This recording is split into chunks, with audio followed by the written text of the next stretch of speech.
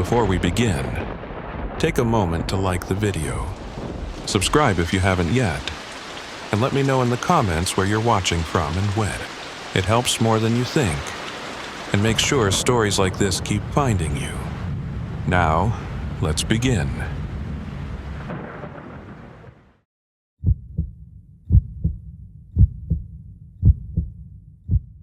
My name's Frank Mallory. I dig graves. That's it. That's the whole damn story, if you ask most folks around West Hollow. And I don't blame them. I ain't a preacher, not a groundskeeper, not some poet leaning on a shovel thinking about life and death. I get called when someone dies, and I make the hole they go into. Clean, quiet, no questions, no prayers. But there's one grave I dug back in the spring of 1985, and I've never forgotten it. It wasn't listed in the official burial schedule. No obituary. No family procession. No choir. No damn flowers. Just a call. No name, just a raspy male voice saying, "Bring your tools. North lot. Sun up. I'll pay double." I should have said no. I should have asked more. But I was 23, broke, and I'd learned early that curiosity in this line of work don't pay. Cash does. That morning, the fog rolled so thick over the pines you'd think the whole world had drowned in milk. The north lot was barely a lot. It was where the old cemetery ended and the forest began. Nobody'd been buried there since the 1950s, maybe earlier. The ground sagged like memory underfoot, and half the stones had tumbled into ivy. He was waiting by the tree line, black coat, broad-brimmed hat, a scarf over most of his face. He didn't offer a name, just a quiet nod toward the flagged spot in the grass. "She's already here," he muttered. That should have been my second warning right after no name. A pine box sat beside the open patch of earth, barely visible in the fog. No hearse, no other car. Just him, me, the box, and that damn fog curling around our legs like smoke. I didn't ask. I just got to work. The soil was damp and soft from last night's rain, and the deeper I went, the more the shovel seemed to sink without effort. My boots squelched, worms wriggled, birds were silent. You ever dig in total silence? You'll start hearing your own breath louder than the wind. I was chest deep when I heard it. A soft, shifting creak from the pine box. Not a knock, not a scream, just a slow, careful shift. I paused, hands gripping the spade, heart suddenly too big for my ribs. "She moved," I muttered. The man at the edge of the woods didn't flinch, didn't move. "She's asleep," he said, like he was talking about some child in a cradle. Then he dropped the envelope at my feet and turned to walk back into the trees. "You never saw me. You were never here," he called back.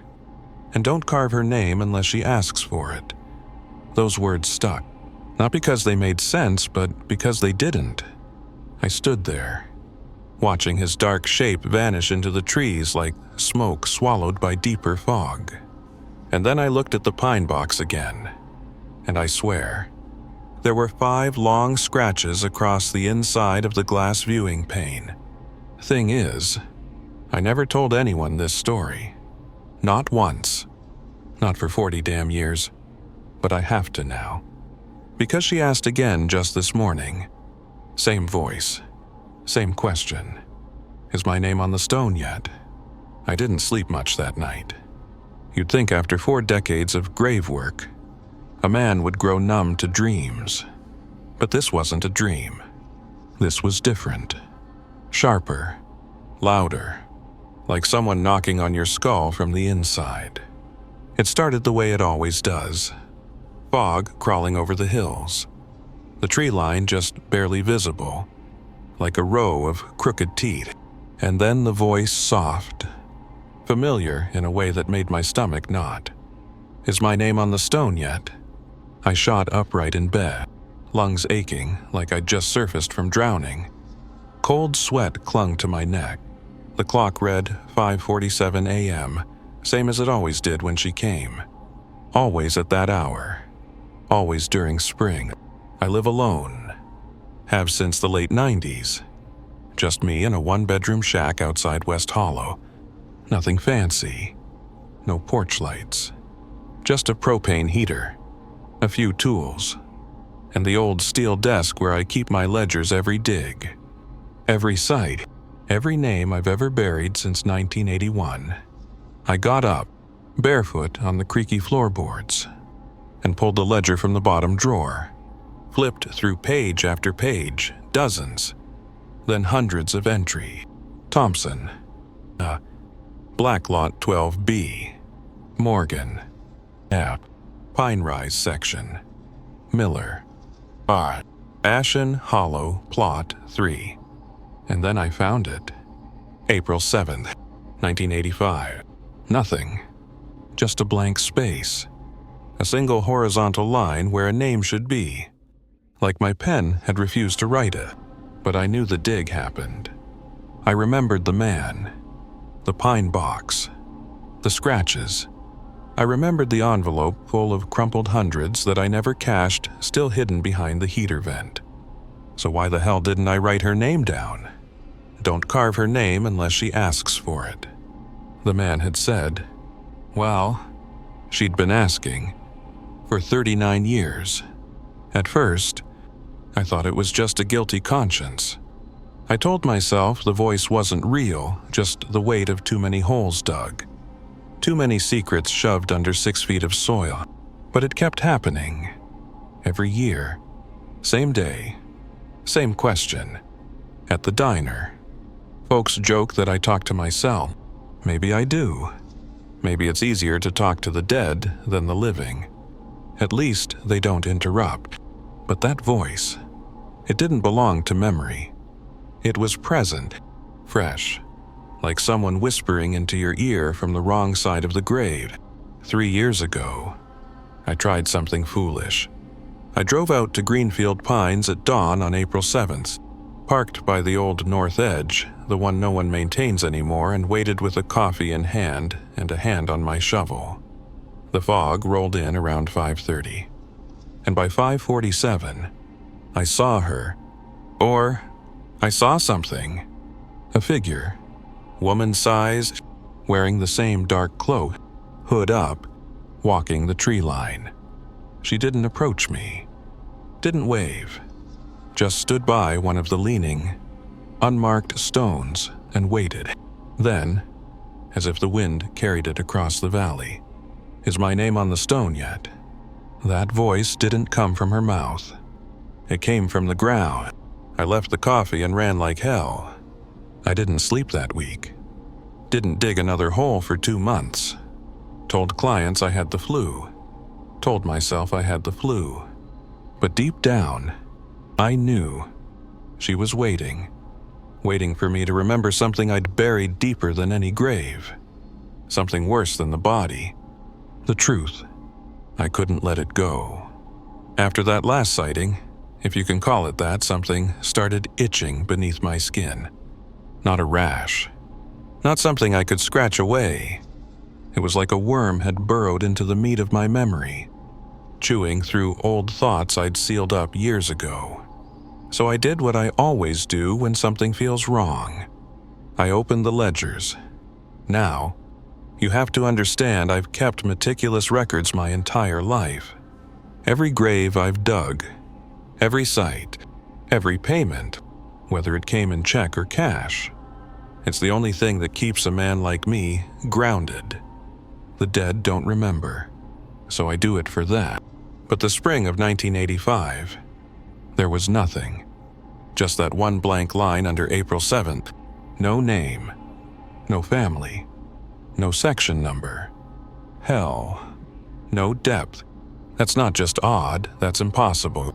I don't miss details like that. I don't leave blank entries. Not once in over 4 decades. And I sure as hell don't forget a burial. Especially not one that felt wrong. So I pulled out the older ledgers, the ones with the torn covers and coffee stains.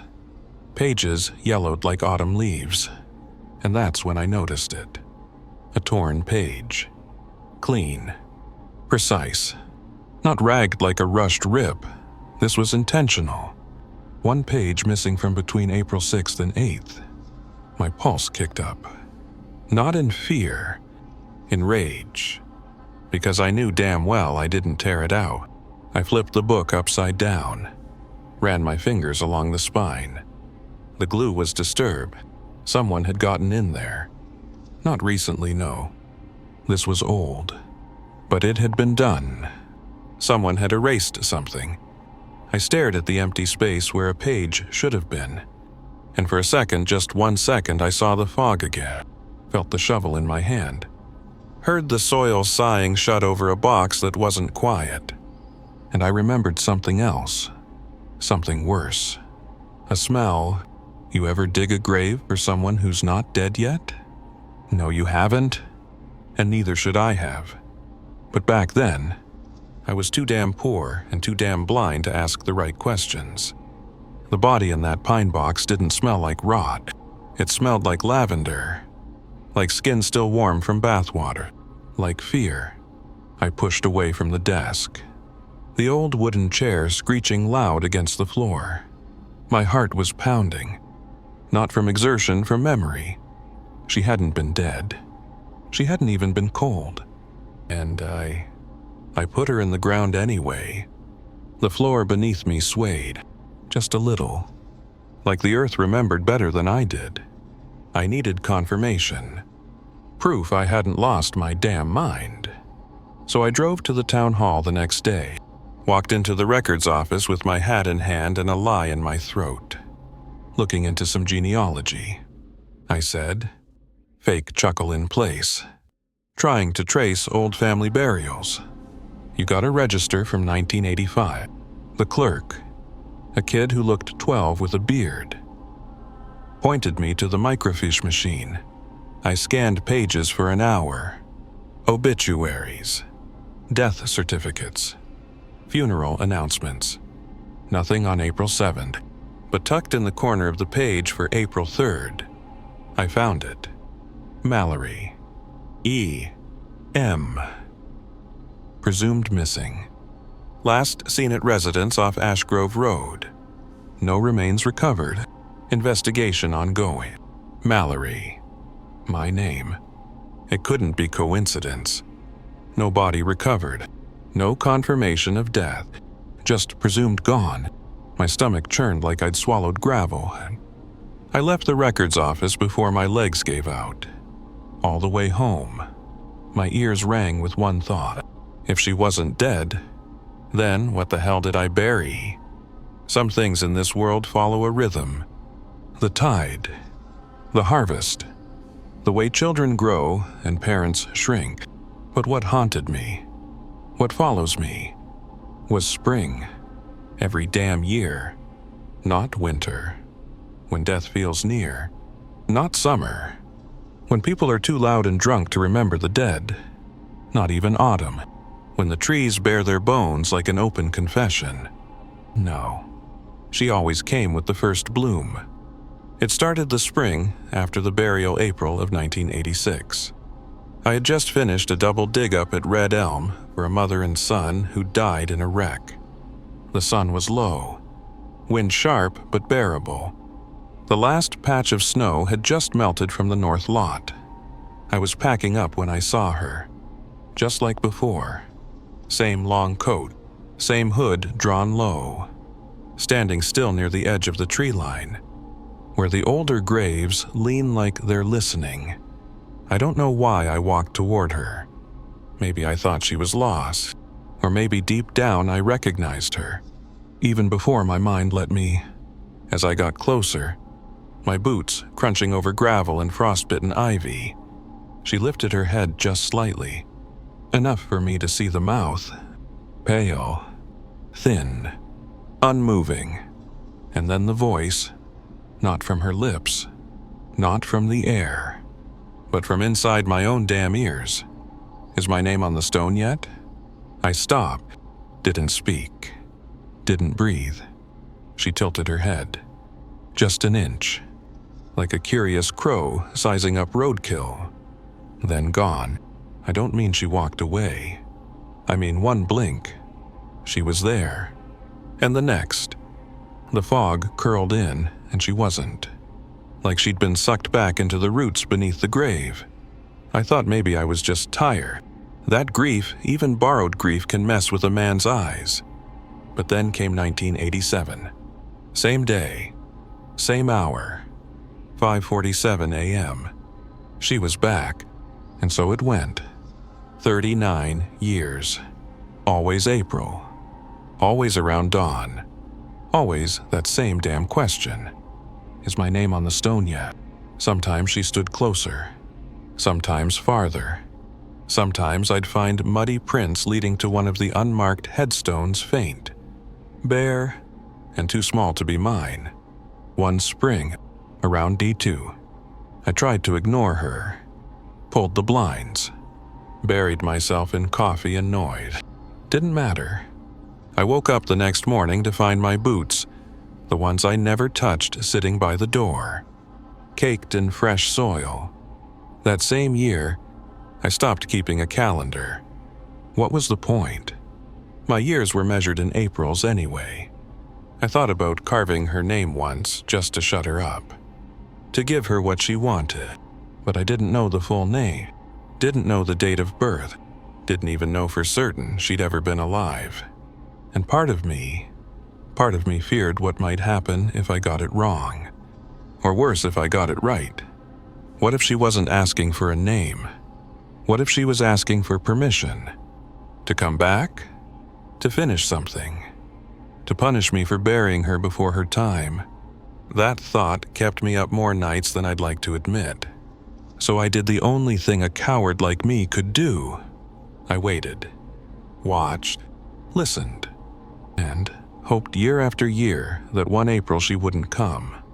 But she always did, until one day, I noticed something different. She wasn't standing by the trees anymore. She was moving. Slowly. Surely. Closer. I used to think that the past was something you left behind like soil shaken off boots after a long day. But the truth is, the past doesn't stay buried. It settles into the floorboards. It clings to the corners of your mind like mildew. It waits. And sometimes, it waits inside drawers you forgot existed. It was a few days after the last sighting or visitation, or whatever the hell you want to call it. I hadn't slept. I was pacing like a dog that sensed thunder underground. So I did what I do when I get like that. I cleaned, out of habit. I wandered into the old stone shed behind the newer Greenfield crypt. The one nobody used since the county upgraded to polished granite vaults and laser-etched markers. That shed was where they used to store leftover stones unclaimed. Misordered, or never paid for. I hadn't opened it in years. The air inside was dry and bitter. Like breathing powdered bone, dust covered everything. Blank slabs.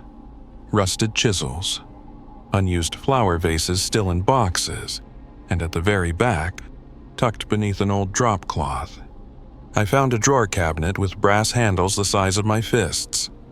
Most of the drawers stuck, swollen with age and neglect. But one opened the bottom left. Inside lay a single headstone.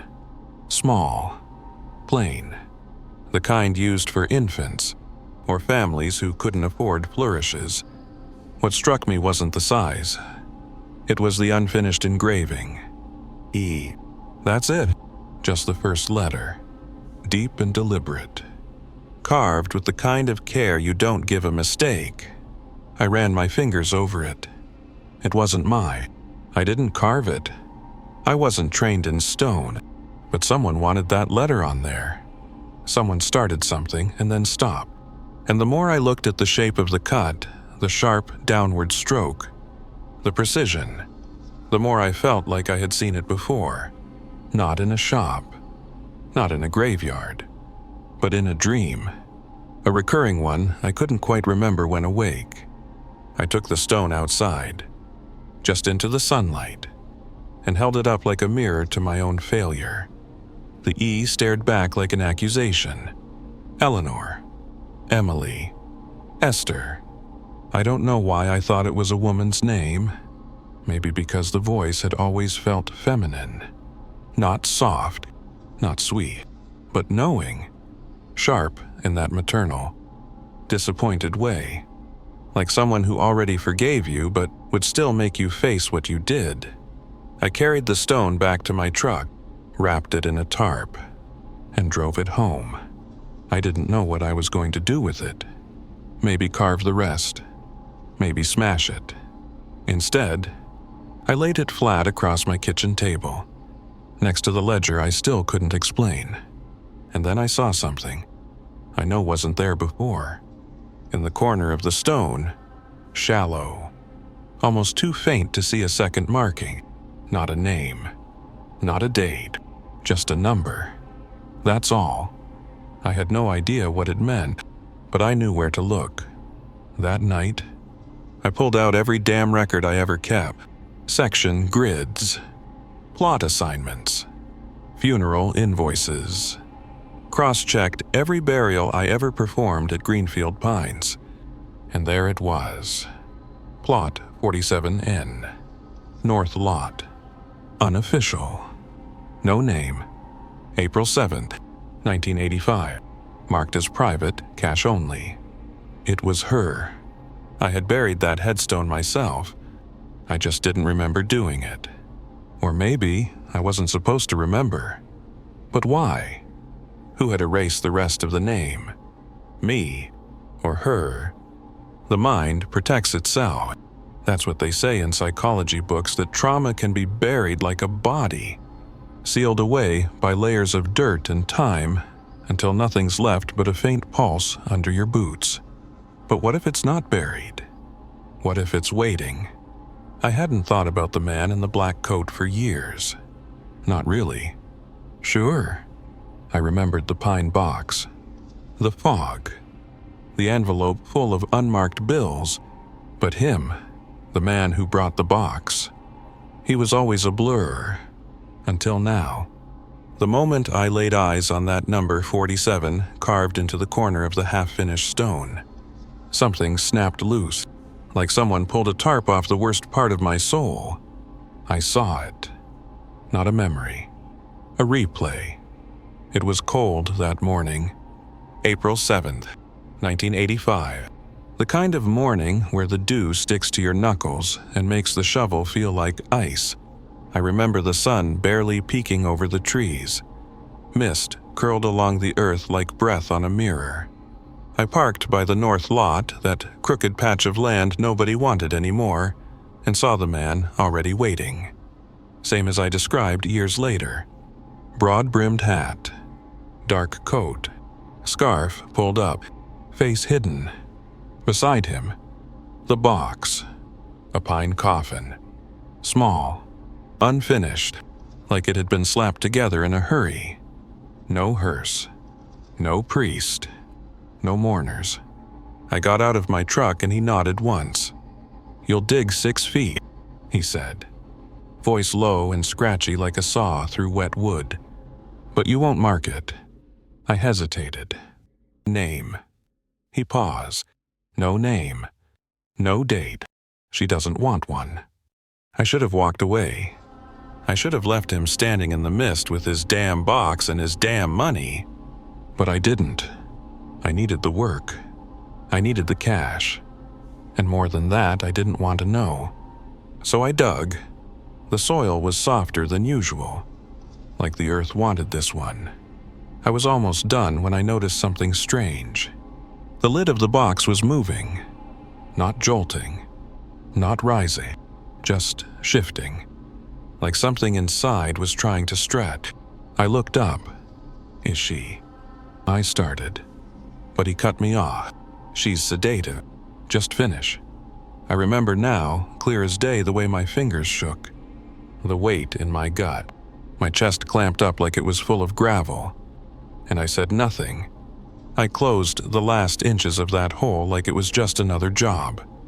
He handed me the envelope with both hands, fingers trembling. "You don't speak of this," he said. "You don't return. And if she ever calls to you, you don't answer." Then he left. No handshake, no name, just boots vanishing into the trees. I stood there, alone, with a full grave and a silence so deep it felt wrong. But I buried her. God help me. I buried her anyway, back in my kitchen, in the present. My hands were clenched so tight the veins felt like wires. I couldn't breathe. My chest hurt. I had buried someone alive. She hadn't been dead. She hadn't even been unconscious. She had moved, shifted, scratched, and I chose not to stop, because it was easier, because it paid. And now, she was coming back, one spring at a time, closer each year, not to haunt me. No, to remind me, because there's a kind of punishment worse than death, worse than ghosts. It's remembering, and I was remembering everything. I couldn't leave her there. Not after remembering what I did, not after realizing that every April wasn't just a haunting. It was a question, a request, maybe even a plea. I told myself I was just going to confirm it. That's what I wrote in my notebook that morning. Go to 47N. Confirm burial. But I knew better. I brought the crowbar. I brought the gloves. I brought a chisel. And deep in my gut, I brought a kind of shame no shovel could cover. It was still dark when I arrived at Greenfield Pines. Fog clung low like it always did, thick and wet and silent. No birds, no wind, just that dense, suffocating quiet that only graveyards know how to make. Plot 47N wasn't on any map, but I didn't need one. I could have walked there blindfolded. My feet remembered what my mind had tried to forget. I stood at the spot. No marker, no flowers, just a slight depression in the ground. Like the earth never quite healed, I started digging. And the ground, it gave too easily, like it wanted this undone.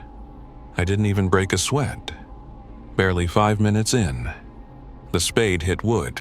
The box was still there. Same pine lid, same rusted nails, same faint scratches across the upper half. I dropped to my knees, ran my hands over the grain. It was real.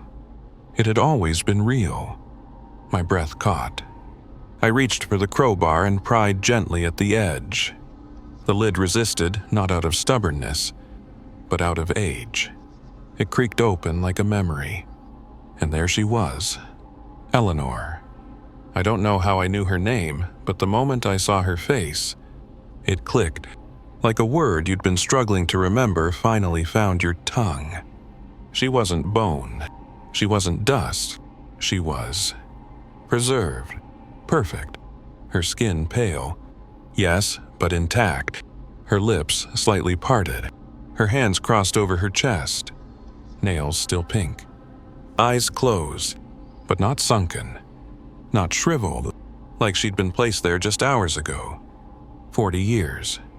And she hadn't aged a day. That wasn't possible. That wasn't human. The cold poured up through my knees. The air turned thick with the scent of lavender and soil. And I realized then this wasn't a grave. It was a prison. A sarcophagus. A holding place. She hadn't decayed because she wasn't allowed to. I reached toward her not to touch, just to see if my hand would shake, but before my fingers could pass the lip of the coffin, her eyes open, wide, gray, unblinking. And then slowly her lips moved. You remember? It wasn't a question. It was a statement. And I collapsed backward into the mud. She didn't sit up, didn't move. Just lay there alive but unmoving, with eyes like still water and a voice that shouldn't echo through closed air. You buried me. Now you dig? I tried to speak, tried to apologize, but no words came. only a noise. Something between a sob and a growl. I don't know how long I stayed there. Kneeling, crying, trembling like a child in the presence of a mother who finally turned around. She didn't blink, didn't breathe. But she was aware, and somehow, I knew she didn't want revenge. She wanted release. I reburied the coffin gently, like placing a child back in bed. But this time, I marked the site, a simple wooden stake with one word carved into the grain: Eleanor. And for the first time in 39 Aprils, the wind stirred the grass as I stood, like she was exhaling, like she was waiting for what came next. I didn't sleep that night. Not for lack of trying. I lay in bed with the covers pulled high, staring at the dark ceiling like it owed me answers. Every time I closed my eyes, I saw hers wide, unblinking, impossibly still, not angry, not even sad, just waiting. And when I finally rose, when the sky turned from ink to ash and the crows began their morning sermons, I knew what I had to do. I had to finish her name. The half-carved headstone still sat on my kitchen table, right where I left it. The E staring back like an old scar. Dust had settled into its groove. I ran my fingers along the edge, then took out the old chisel from the drawer beneath the sink. I'd never carved a headstone before. That wasn't part of my job, but I didn't need it to be perfect. It didn't need roses or quotes or polished marble. It just needed to be true. I pulled the stone outside, into the gray dawn light, and began. The letters came slow at first, like I had to dig through my own guilt before the tool would bite. L, E, N, O, R. The final tap of the chisel echoed through the empty valley. And just like that, it was done. Eleanor. A name I hadn't spoken aloud in 40 years. A name I shouldn't have known and yet had carried in my bones every single spring. I stood back and looked at it. No birth date, no death, just the name. And somehow, it was enough. The wind shifted, the fog thinned, and for the first time in nearly 4 decades, the ground didn't feel heavy beneath my feet. I drove the stone to Greenfield Pines myself. No hearse, no ceremony, just me and the name. I walked it to 47N, where the wood stake still leaned slightly from the dig. The grave looked no different than any other now, fresh earth smoothed. No sign of what lay beneath. But something had changed. I could feel it. I placed the headstone gently, pressed it into the soil, let it sink naturally into place. Then I stood there for a long time. Long enough for the sun to break through the clouds. Long enough for the birds to start singing again. I almost turned to leave, almost, when I heard her voice one last time. "Thank you, Frank." And it wasn't in my head this time. It was behind me. I turned. She stood under the pines. No cloak, no hood, just a plain dress. Pale blue, hands folded neatly. Her eyes were soft now. No longer wide, no longer searching. She didn't speak again. She simply smiled, then stepped backward into the shadows and vanished. I don't know if she found peace. I don't even know if peace is something that exists for people like her or for people like me. But I do know this. She doesn't come anymore. Not in spring. Not in dreams. The fog still rolls in. The trees still creak. But the voice is gone. She got her name, and I got mine back. It's been 4 months since I placed her name in the ground. 4 months of silence. 4 months without the voice. No dreams. No fog creeping under my door. No whisper at 5:47 a.m. I thought that was the end. And for a while, I believed it. I went back to digging. Back to the rhythms of life among the dead. Clients came and went. Coffins lowered. Earth packed down. A routine I could measure time with. I even cleaned out the old ledger. Started a new one. Fresh pages. Clean columns. No missing entries. No blank spaces. But then came this morning. I woke up early. As usual. Coffee on the stove. My boots by the door. Sun not quite risen. I reached for the calendar, one of those cheap ones the funeral home gives out, and flipped the page to August. There, scribbled in handwriting that wasn't mine, was a note under the 17th. Mallory. F.E. Plot TBD. I froze. My pen always uses blue ink. This was charcoal gray. Faint. And slanted left the way funeral directors from the 80s used to write when planning ahead. I checked the back of the calendar. Nothing. Flipped again. Back to August. Still there. Mallory. F. Plot TBD. TBD. To be determined. Like someone hadn't picked the spot yet, but the rest was already set. I slammed the calendar shut. My hands were shaking. I told myself it was a prank, a slip, a joke from my own rotting memory. But then I heard it. Not a voice this time.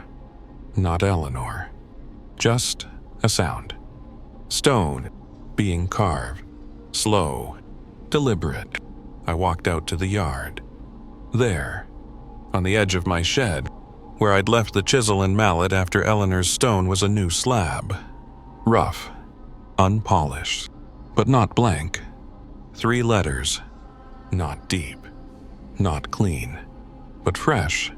F-R-A. That's all. I dropped the coffee cup right there in the dirt. The fog began to roll in, even though it was August. Even though no weatherman predicted it. And in the mist, I swear to God, I saw someone watching me from the trees. Not Eleanor. Someone else. Someone waiting. I don't know how long I have. Maybe days. Maybe less. But I've started to write this down, all of it. Because someone has to remember.